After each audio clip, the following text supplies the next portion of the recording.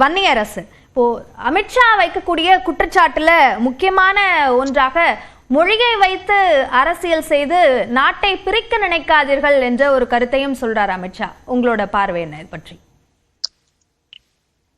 அதாவது 1956 நவம்பர் 1 மொழிவழி மாநிலம் பிரிக்கப்பட்ட பிறகு அந்தந்த மாநிலங்களுடைய மொழிகள் அல்லது தேசிய இனங்களுடைய அடையாளங்களை பாதுகாக்க வேண்டும் என்பது இந்திய அரசியலமைப்பு சட்டத்தினுடைய மிக நுட்பமான அந்த உரிமை சார்ந்த ஒரு கோட்பாடு.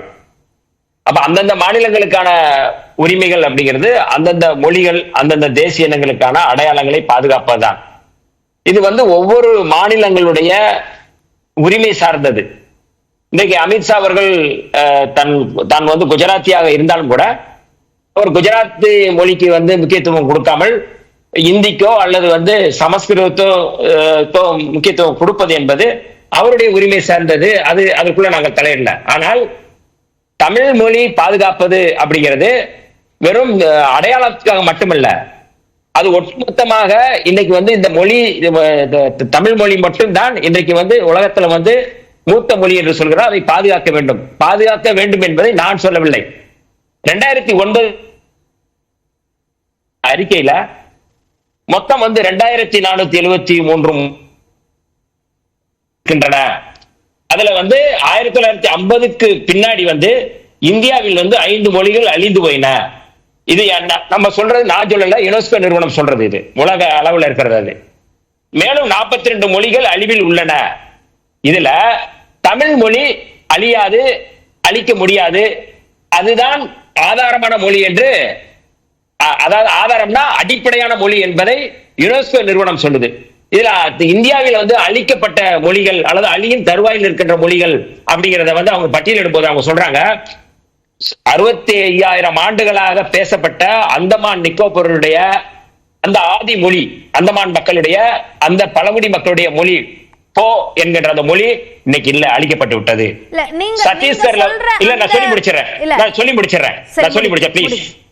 சத்தீஸ்கர்ல கோந்தி மொழி அது அழியும் தருவாயில இருக்கு. இன்னைக்கு மாவோயிஸ்டுகள் அந்த கோந்தி மொழியை அந்த மாணவர்களுக்கு பயிற்றுவிப்பதற்காக அவர்கள் முயற்சி பண்றாங்க. அவர்களை சுட்டுக் கொள்றாங்க பாஜக அரசு. ஹைதராபாத் பாமினில தக்கனி அப்படிங்கிற மொழி அது அழிஞ்சு போச்சு. ஆந்திரம் ஒரிசா எல்லையில டொமரா மொழி அப்படிங்கிற மொழி இருக்கு, அது அழிஞ்சுகிட்டு இருக்கு. இப்படியே மொழிகளை பூரா அழிச்சுக்கிட்டு இருக்கிற சூழல்ல 8வது பட்டியல 22 அலுவல் மொழியை உறுதிப்படுத்தி அந்த 22 அலுவல் மொழிகளுக்கும் சமமாக அதற்கான அதிகாரத்தை, அதற்கான வளர்ச்சிக்கான செலவுகளை செய்யணும் அப்படிங்கிறது இந்த அரசு குடியுரிமை, இது நம்முடைய அரசமைப்பு சட்டத்தில் கொடுக்கப்பட்ட வாய்ப்பு. அதை பாஜக அரசு செய்தா. இன்றைக்கு பாஜக அரசு மொழி அடிப்படையில அவங்கதான் பிரிவினைவாதம் செய்யறாங்க, சாதி அடிப்படையில் அவங்கதான் பிளவுவாதம் பண்றாங்க, மத அடிப்படையில் நிறைய மொழிகள் அழியுது அப்படின்னு சொல்றீங்க இல்லையா? இப்ப இந்த மும்மொழி கொள்கை மூலமாக தாய்மொழி கல்வியை தான் நாங்க முக்கியத்துவம் படுத்துறோம், அதுல 3 மொழிகள்ல தாய்மொழி என்பது கட்டாயம் என்பதை வலியுறுத்துறோமே என்பது அவர்களுடைய வாதமாக இருக்கு. இல்ல, எங்களுக்கு எப்படின்னா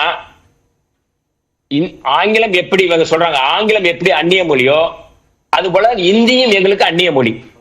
2 ஒண்ணுதான். ஏன் பிரிட்டிஷ்காரங்களுக்கு எதிராக இந்தியாவில் போராட்டம் நடத்தினாங்க? இந்தி, அதாவது பிரிட்டிஷ் வெளியேறணும் அப்படின்னு எதுக்காக சொன்னாங்க? பிரிட்டிஷ் அந்நிய மொழி, அந்நியர்கள், அவங்க எங்களுக்கு அவங்களுக்கு தொடர்புல நீங்க வெளியேறுங்கன்னு சொல்லி போராட்டம் நடத்துறாங்க. அதே போலதான் இந்தியும் எங்களுக்கு அந்நிய மொழி. நீங்க இந்தியாவில் இருக்கின்ற ஏதாவது ஒரு மொழியை நீங்க கத்துக்கலாம், அதுல நாங்க இந்திய திணிக்கல அப்படின்னு சொல்லி அவங்க சொல்றாங்க. கரெக்டுங்களா? அதான அவங்க சொல்ற லாஜிக்கு. இந்தி நாங்க சொல்லலங்க, இந்தியாவில் இருக்கிற ஏதாவது ஒரு மொழியை நீங்க கத்துக்கலாம், நாங்க இந்திய திணிக்கல அப்படிங்கறத அவங்க சொல்றாங்க.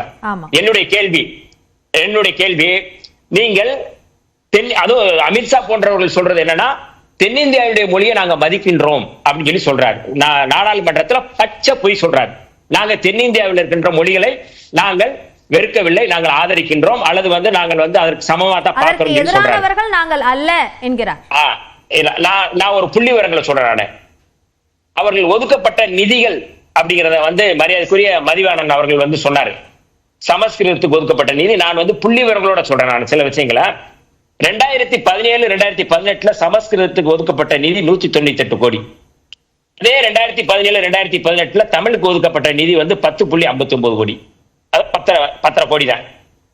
2018 2019 சமஸ்கிருதத்துக்கு 2018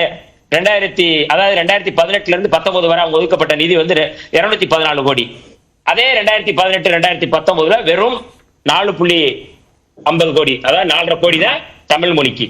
இதே இது நீங்க தெலுங்குக்கு அவங்க எவ்வளவு ஒதுக்கி இருக்கிறாங்கன்னு பாருங்களேன். தெலுங்குக்கு 2017 2018 ஒதுக்கப்பட்ட நிதி வந்து 1 கோடி. கன்னடத்துக்கு ஒதுக்கப்பட்ட நிதி வந்து 1 கோடி. 2018 2019 ஒதுக்கப்பட்ட நிதி வந்து தெலுங்குக்கு கன்னடத்துக்கும் தலா 99 லட்சம். 2019 2020 வந்து தெலுங்குக்கு கன்னடத்துக்கு ஒதுக்கப்பட்ட நிதி வந்து 1 கோடி ரூபாய்.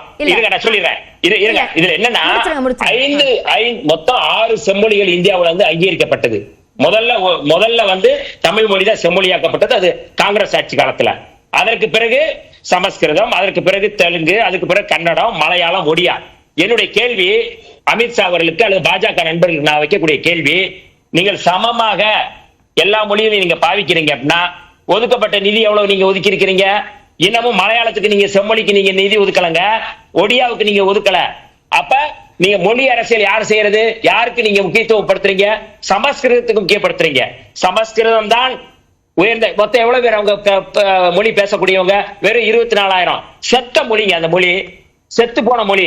அந்த செத்து போன மொழிய உயிர்ப்பிக்கிறதுக்காக இவர்கள் இவ்வளவு கோடி ரூபாய் நிதி ஒதுக்குறாங்க அப்படின்னா, அது 3 சமஸ்கிருத கல்லூரிகள் வச்சிருக்கிறாங்க அப்படின்னா எவ்வளவு இவர்கள்ட்ட இருக்கிற எவ்வளவு மொழி விரோதம், தமிழ் மொழிக்கு எதிரான விரோதம், தெலுங்குக்கு எதிரான விரோதம், கன்னடத்துக்கு எதிரான விரோதம், ஒட்டுமொத்தமா தென்னிந்தியாவுக்கு விரோதமாக இவர்கள் கூட்டாட்சிக்கு எதிராக செயல்படுறாங்க அப்படிங்கிறத எங்களுடைய குற்றச்சாட்டு.